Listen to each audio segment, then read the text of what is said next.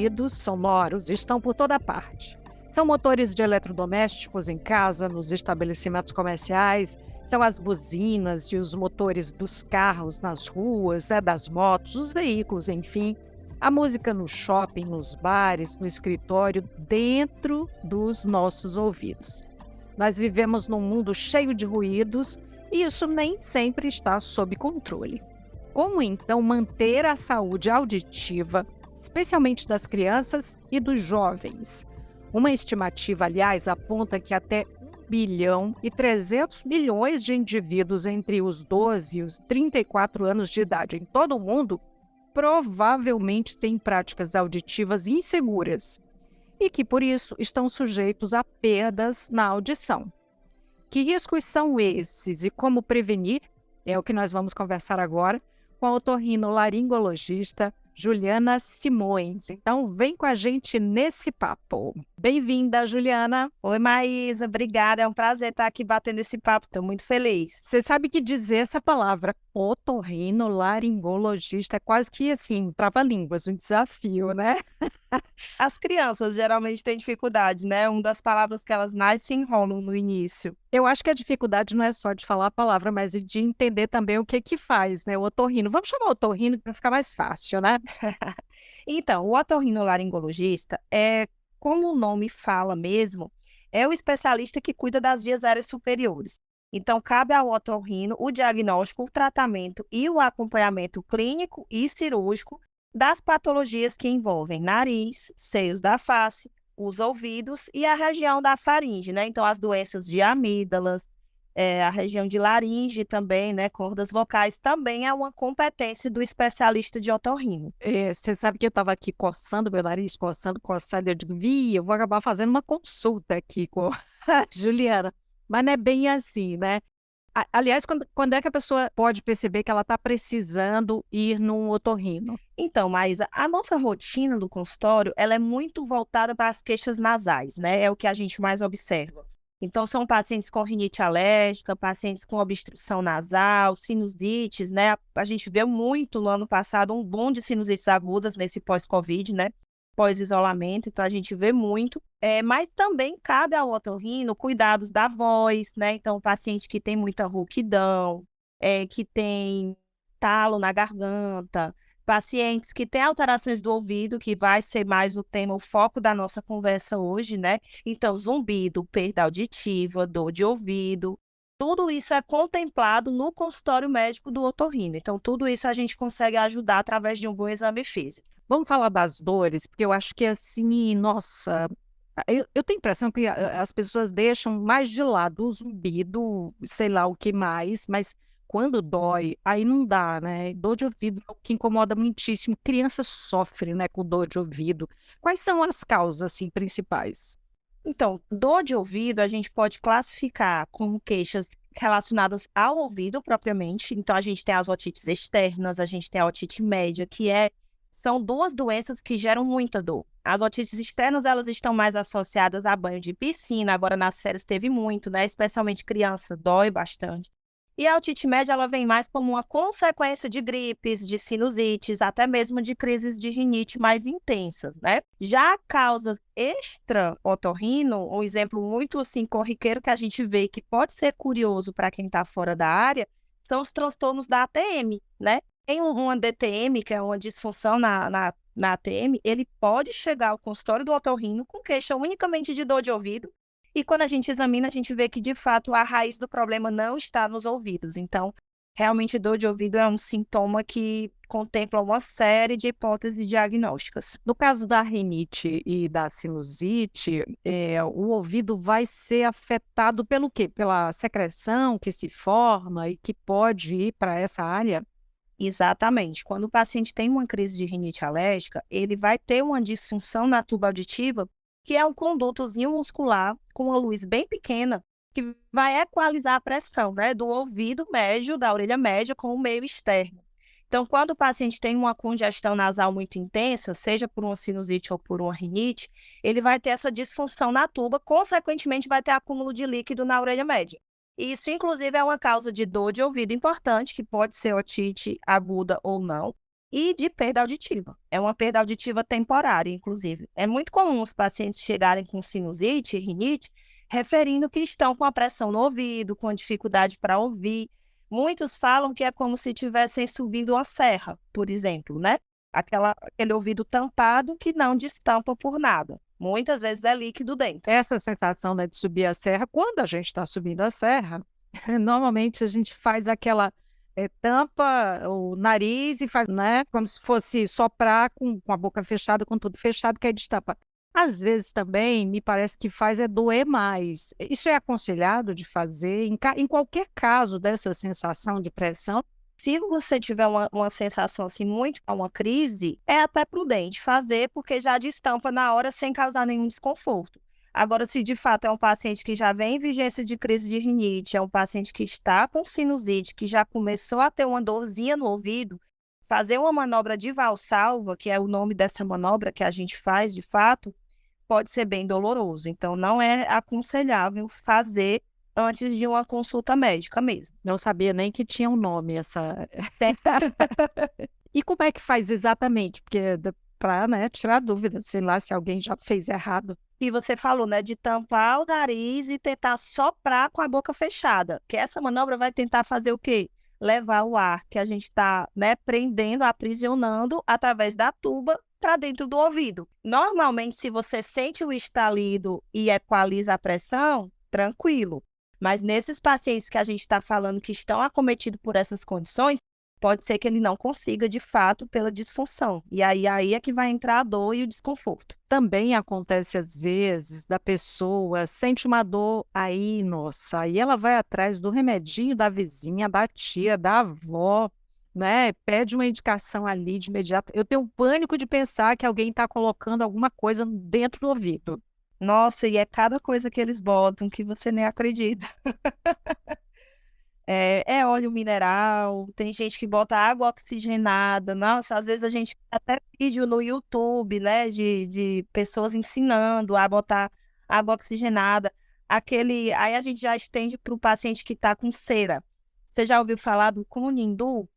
Não. Que é aquele. Depois você olha, quem está ouvindo também pode dar uma pesquisada no Google. É tipo um papel, um conezinho de papel com uma cera dentro, que aí você simplesmente taca fogo no cone, Que horror! e aí essa cera derretida, ela vai puxando a cera de dentro do ouvido. Inclusive, tem spas que realizam esse procedimento, especialmente lá fora, mas aqui no Brasil também. Tem pessoas que pagam para fazer esse procedimento, tem gente que arrisca fazer em casa, sob pena de ter um risco de um acidente, né? É algo que foge um pouco da sua área, assim, mas a gente vê direto paciente usando essa confusão aí para tentar tirar a cera do ouvido. Mas isso é, no meu entendimento assim de leiga, eu jamais faria e eu acho que isso é um risco tremendo, não? Nossa, eu tenho agonia só de ver. E também tem algumas explicações orientais, né, de relaxamento relacionado a esse procedimento, não é?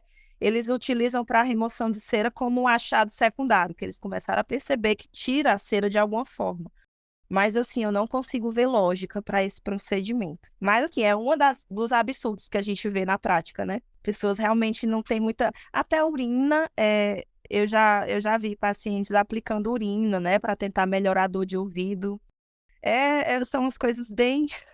Bizarras. Exatamente. Quando é que esses problemas podem levar a complicações na audição? Então, o paciente que tem uma otite média, né, que tem uma secreção no ouvido, geralmente quando é bem tratada essa otite, que é utilizado o tratamento spray nasal, corticoide, o antibiótico, ele tende a melhorar logo, né? Então, não é uma causa de perda auditiva, de surdez permanente. Agora, quando a gente falou aí, puxando o link da cera, eu lembro muito dessa questão do paciente se automanipular com cotonete, né? Por exemplo, que é uma coisa prática. Eu acredito que as pessoas queiram ouvir situações práticas. Então, assim, o paciente que manipula muito o ouvido com cotonete, ele pode causar uma perda auditiva permanente, por exemplo, e é uma coisa totalmente prevenível, né? Então, coloca ali a cera ou o cotonete, empurra tanto que perfura o tímpano. Então, uma perfuração timpânica é uma causa, né, de perda auditiva, e dependendo do grau da perfuração, se acometeu ou não alguns ossinhos na orelha média, nem cirurgia reverte essa perda. Mas no caso de perfuração, eu acredito que é assim, digamos, o mais grave, dramático, a pessoa percebe que aconteceu? Ela pode sentir dor e pode ter sangramento. Quem dá plantão de otorrino em emergências, eu ainda dou alguns turnos de plantão, é muito frequente o paciente chegar dizendo que estava com o ouvidinho tampado, colocou cotonete e de repente sentiu muita dor, o cotonete saiu sujo de sangue e notou que a audição diminuiu, né? Então, muitas vezes há esse risco. Então, eu sempre oriento para os pacientes, especialmente para as mulheres, gente, cotonete é para limpar no cantinho do olho a maquiagem, não é para utilizar dentro do ouvido. De jeito nenhum, nem assim nessa área mais externa para secar. Na área mais externa, eu acredito que não tenha problema. A questão é que pacientes não têm essa disciplina, né?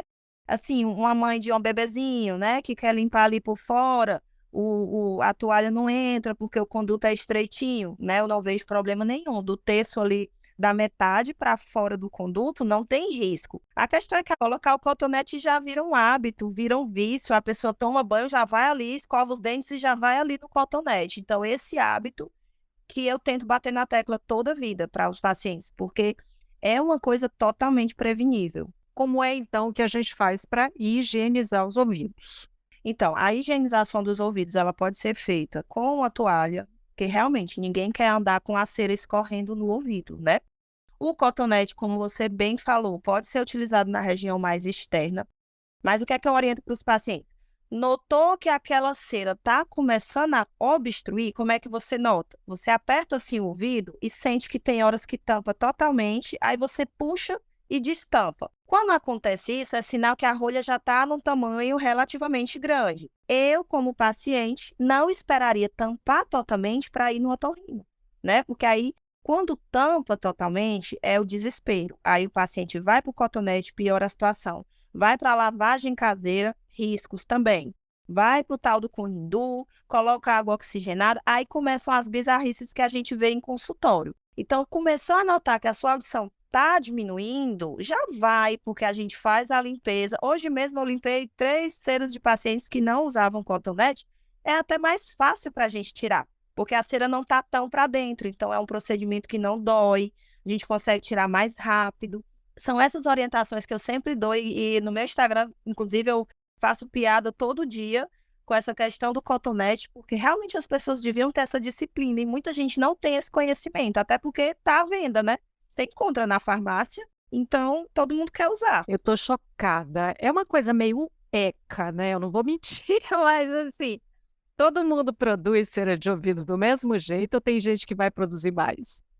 Não, tem gente que nunca fez lavagem na vida, né? Eu nunca fiz. Pois é, tem pessoas que têm essa condição. E tem pacientes que precisam vir ao consultório 3 vezes no ano. Então, isso vai depender muito, porque a cera ela é produzida pela célula sudorípara, né? Então, a cera é produzida por essas células produtoras de sebo. A cera, ela nada mais é do que uma proteção. Então, ela protege, ela tem um efeito antibacteriano, ela tem um efeito de proteger o nosso ouvido de água quando a gente mergulha, por exemplo. E é normal você produzir cera, uma quantidade boa que é autolimpante. À medida que a gente vai mastigando, que a gente vai movendo a mandíbula, essa cera vai saindo de pouquinho. Isso é o normal. E aí, quando produz muito, ela forma rolha e vem a queixa da perda auditiva. Então, nesses pacientes que produzem mais, a gente sempre faz esse apelo de frequentar mais o otorrino para fazer essa limpeza preventiva. Muito bem. Eu vou fazer assim quase que um salto por um segundo momento aqui do papo para a gente falar sobre o uso de fones de ouvido, né? Eu falei brevemente esse dado aí das pessoas que vão ter perda auditiva, que estão em risco, né? Porque elas têm práticas auditivas inseguras. Esse dado é de um estudo de uma médica que é consultora da Organização Mundial da Saúde. Ela faz um pós-doutorado na Universidade Médica da Carolina do Sul, nos Estados Unidos, Lauren Dillard. Ela diz que até 1,35 bilhão de pessoas dessa idade entre 12 e 34 anos, né, vão ter perdas auditivas. O fone de ouvido é um senhor vilão aí, não é?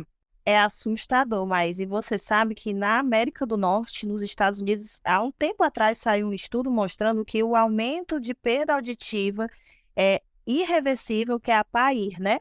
Que é a perda auditiva induzida pelo ruído. Vem aumentando assustadoramente no pessoal da faixa etária adolescente mesmo, nos jovens. E muito se deve ao uso de fone, a essa prática de games, né? Que eles botam aqueles fones super altos, a questão do hábito da música, a questão da própria tecnologia, que tem adolescente hoje que passa o dia com fone, né? Seja para estudar, seja no metrô, seja em alguma coisa na internet. Então é assustador mesmo, como a gente vem observando isso. O que seria, então, uma prática auditiva segura para o uso dos fones de ouvidos? Porque, por exemplo, agora, nesse momento aqui, eu estou gravando e eu estou usando os fones de ouvido, né? Eu modulo aqui a altura, porque inclusive eu tenho hipersensibilidade auditiva. O que é uma prática segura? Então, tem até uma norma regulamentadora, mas aí já é uma lei relacionada à segurança auditiva no trabalho.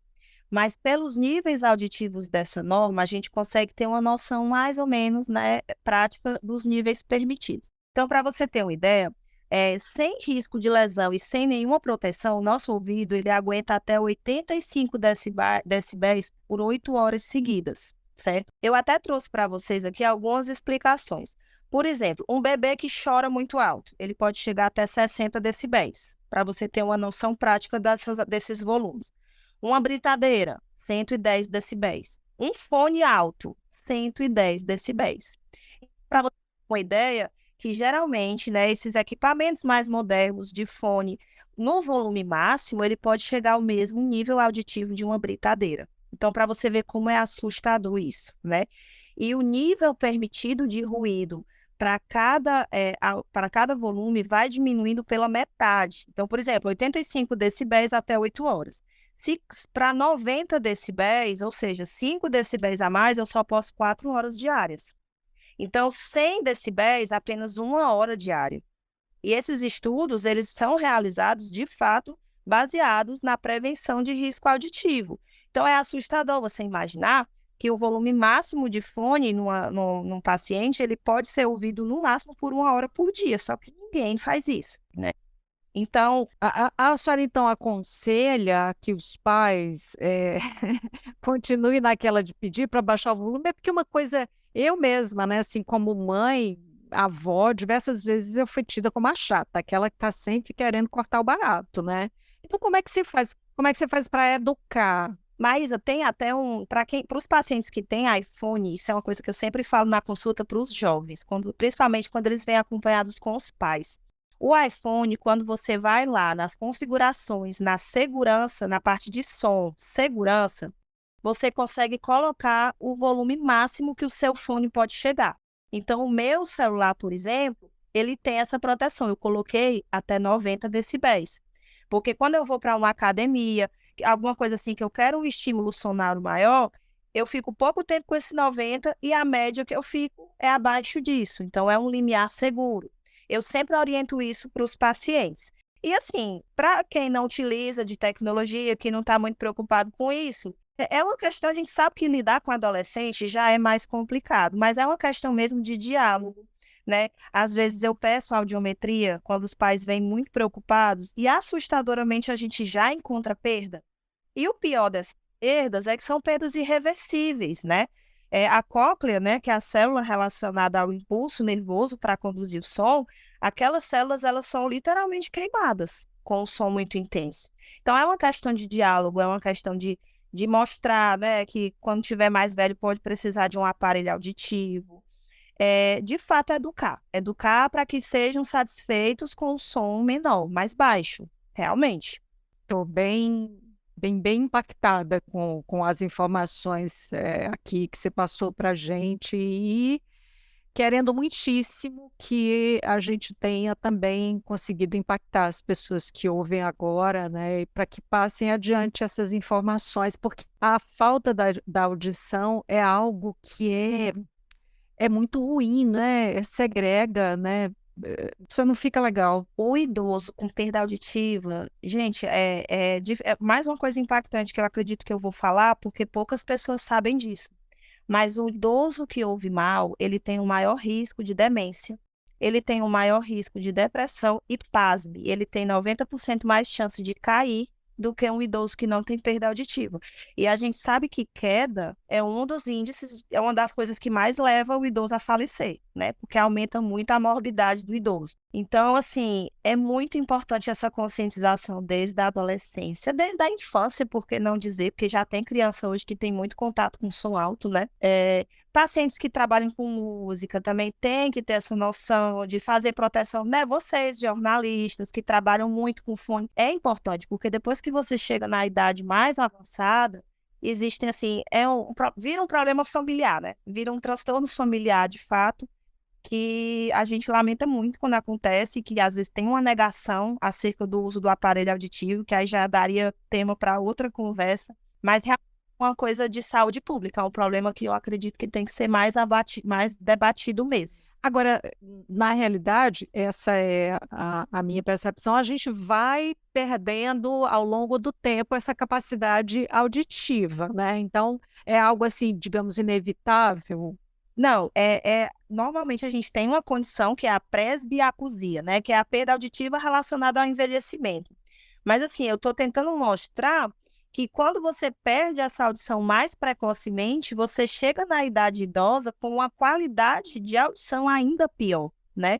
Então, uma coisa é a pessoa que se protegeu a vida inteira, que ouviu bem a vida inteira e que após os 60, 70 anos começou a desenvolver uma perda. Agora, se você for ver um paciente que desde os 15, 16 anos já está acumulando lesão de célula ciliada, né, no ouvido, ele vai ser um idoso com uma qualidade pior ainda, né? E isso aí, às vezes, a gente tem que frisar que não é toda perda auditiva que é passível de correção com o aparelho auditivo. Vai depender muito da qualidade de audição, do resquício de neurônio que serve ainda naquele ouvido, entendeu? Entendi muito. Você falou aí de proteção, né? Tem essa proteção, né, do volume, que você tem que entender que você tem controle sobre o volume, você precisa ter, né? Mas protetor mesmo, o protetor auricular? Sim, então todos os pacientes que trabalham, né, com empresas, essa NR15, que é a norma regulamentadora, ela é uma norma que tem que ter por lei. Então, toda empresa que tem, né, muitos funcionários tem que ser sempre regulamentada essa norma. Então, pacientes que trabalham em metalúrgicos, né, em fábricas de produção de carro, pacientes que trabalham em aeroporto, aquelas pessoas que trabalham na pista de pouso, todos têm que utilizar protetor auditivo, todos têm que realizar audiometria de forma preventiva, né? Se eu não me engano, é de 6 em 6 meses, mas eu posso estar falando com algum equívoco, mas periodicamente esses pacientes têm que realizar a audiometria. Até porque, né, é uma causa de processo, né, importantíssima. Então, a gente vê muito, eu trabalhei já com perícia médica dentro da otorrino, e era o que mais chegava, né, de processos, realmente, funcionários tentando processar as empresas por conta, né, de danos auditivos. O médico do trabalho tem que estar muito ligado e tem que ter muita fiscalização em cima disso daí nos trabalhos de ambientes ruidosos. A gente deveria fazer, porque tem detox para tudo, né? Inclusive para o videogame, para, né, os games, enfim. A gente deveria fazer uma espécie de detox de ruído, momentos de silêncio. Eu acredito que super nisso, meditação, né? Ficar mais recluso e sabe assim que o excesso de som, o excesso de estímulo sonoro, ele vai, de certa forma, oxidando mais as células auditivas.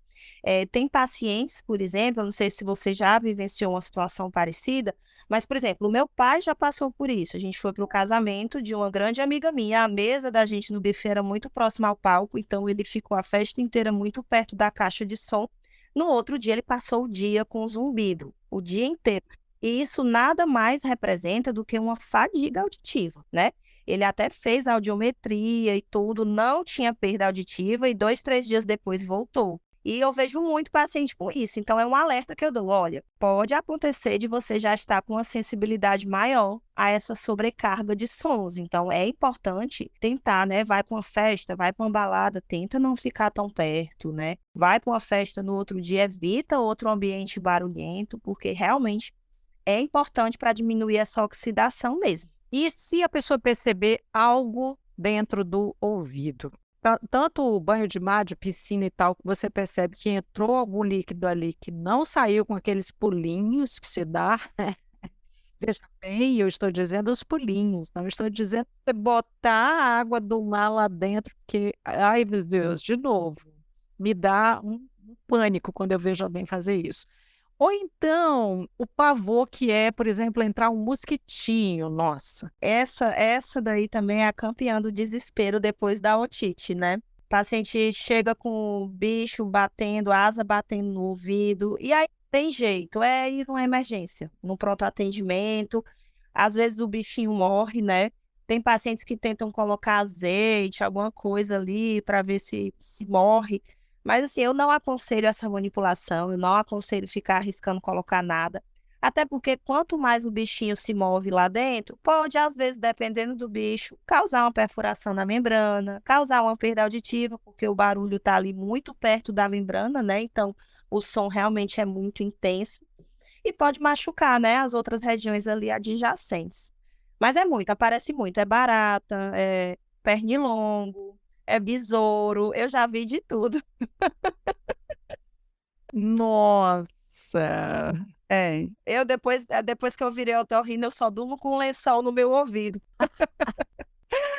Ai, ai, é horrível essa situação. Você viu até aquela moça no Rio, né, que ficou acho que 2 dias com a barata no ouvido? Não! Eu nem imagino o desespero dessa moça, que ela não conseguiu assistência médica. Eu acredito que foi no 3º dia que ela conseguiu remover essa barata do ouvido dela, Ai, que pânico, meu Deus, que horror, né? não. Horrível. Gente, eu devia ter colocado lá no início. Atenção, gatilho. Forte.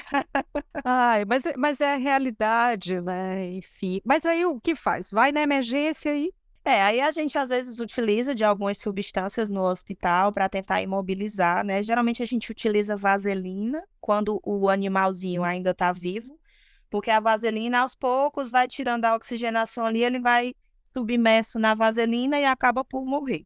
Quando ele morre, a gente lava, né? Mas aí depende do animal, depende da condição que tá, se tem cera, se não tem. Às vezes a gente tira só com a curetinha. Tem pacientes que já chegam numa condição pior, porque já tentou manipular em casa, aí chega com o ouvido ferido, aquele desespero, né? Então, assim, tem de tudo.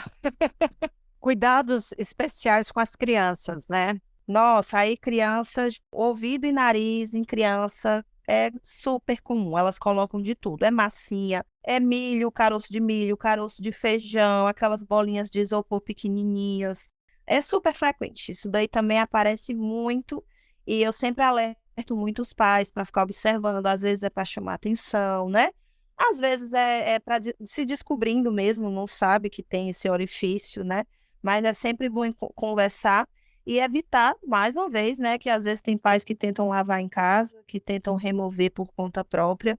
Mais uma vez, eu friso que isso é uma atitude perigosa, especialmente em criança, que a estrutura é mais delicada, né? E criança nem sempre colabora para a gente retirar acordado. Então, tem casos que a gente leva para o centro cirúrgico para sedar essa criança para conseguir proceder com a remoção. Então, é tudo mais angustiante, né, quando envolve criança. Nossa, chega, eu tô aqui querendo respirar aliviada e pensando que vai dar tudo certo e que, primeiro, que vai obedecer aquela coisa dos brinquedos para menores de 3 anos, que não podem ter peças muito pequenas, né, pelo risco, enfim. Então, para a gente encerrar, maior paz, nesse clima de que vai tudo ficar bem, que inclusive a gente está tomando conta do volume das nossas vidas, fazendo esses descansos de ruídos, qual é a sua orientação para que a gente consiga manter a saúde dos ouvidos? Então, a minha orientação sempre vai ser tomar muito cuidado com a sua parte auditiva. Então, evite se expor a sons altos,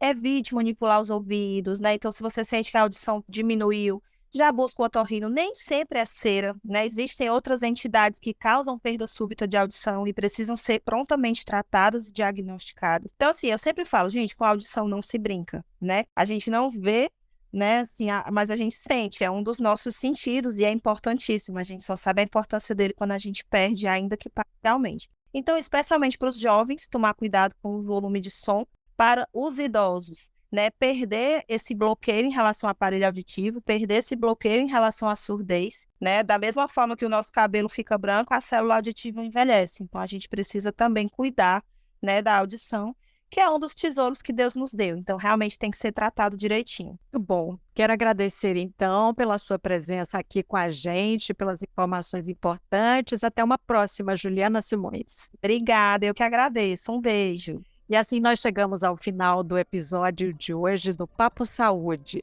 Eu lembro que foi gravado de forma remota. Você não esquece de seguir a gente na sua plataforma de streaming favorita. Se você está no Spotify, aproveita para dar 5 estrelinhas para a gente. Classifica o Papo Saúde. No YouTube, se inscreve no nosso canal. Assim você passa a receber notificação sempre que tiver episódio novo por aqui. Cuidar de você, esse é o plano. Você pode entrar em contato com a Unimed Ceará pelos perfis oficiais no Instagram e Facebook ou pelo site, acessando www.unimedceara.com.br. Esse podcast é desenvolvido pela Leme Digital. Até a próxima. Saúde!